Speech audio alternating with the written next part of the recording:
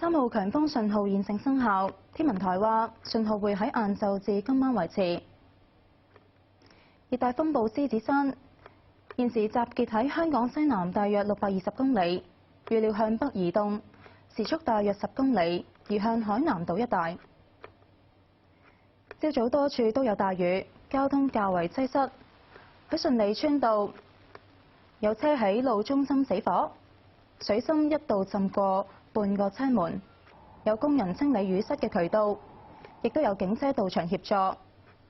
天文台話喺獅子山同東北季候風共同影響之下，華南沿岸普遍吹強風，離岸及高地間中吹烈風。3號強風信號會喺晏晝至到今晚維持。